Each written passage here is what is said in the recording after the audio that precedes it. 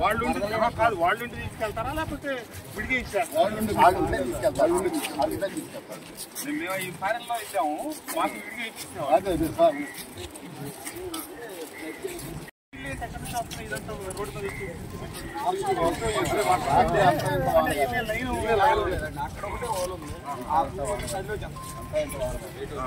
అవును బాబు, చాలా విపరీత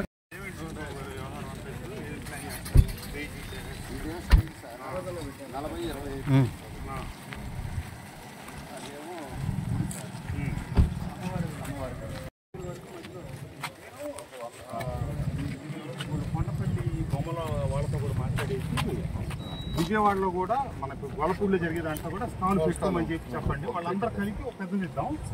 వరుసన చిన్న చిన్న కౌంటర్ లాగా పెట్టుకుని వాళ్ళకి రెంట్ కూడా లేకుండా ఫ్రీ ఆఫ్ కాస్ట్.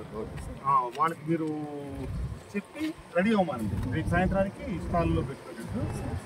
ముగ్గురు పెట్టుకుంటారు, నలుగురు పెట్టుకుంటారు. వాళ్ళకి ఒక పెద్దది 20 అడుగులు ఇచ్చామనుకోండి. వరుసన తలా 4 అడుగులు 5 అడుగులు పళ్ళు వేసుకొని వాళ్ళకి ఏంటంటే సాయంత్రానికి అవుతాయి ఏర్పాట్లు సాయంత్రానికి మాత్రం రేపు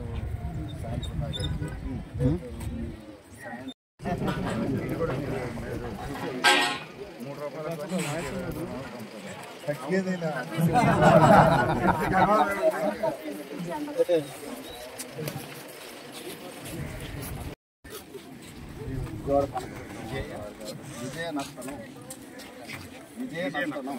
నర్తనం అంటే డ్యాన్స్. విజయమ్మ మన విజయం లాగా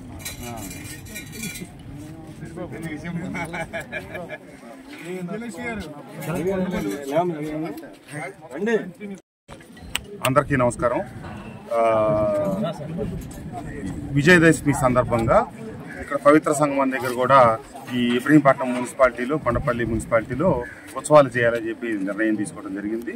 దీన్ని కొండపల్లి మున్సిపల్ చైర్మన్ గారు, అట్లాగే వైస్ చైర్మన్ చుట్టకూరు శ్రీనివాసరావు గారు, మిగతా అందరూ కలిపి ఏర్పాట్లు పర్యవేక్షిస్తూ ఉన్నారు.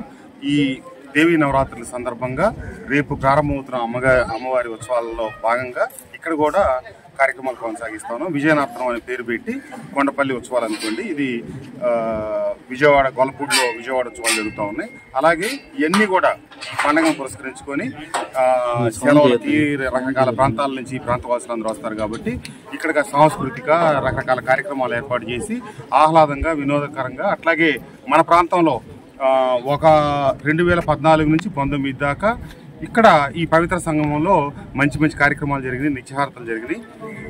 గత ప్రభుత్వ హయాంలో నేను ఎన్నిసార్లు ఆ ప్రభుత్వం దృష్టి తీసుకెళ్లినా అవకాశం లేకుండా పోయింది.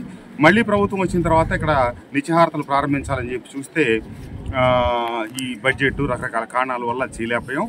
ఈ 11 రోజుల్లో ఇక్కడ నిత్యహారతలు చేయాలని చెప్పి ఈరోజు ఒక ప్రతిపాదన పెట్టడం జరిగింది. అది కార్యరూపం దాల్స్తుందో లేదో చూడాలి. ఒకవేళ అది కార్యరూపం దాలిస్తే దీనికి మళ్ళీ అది కూడా ఒక అదనపు ఆకర్షణ అవుతుంది.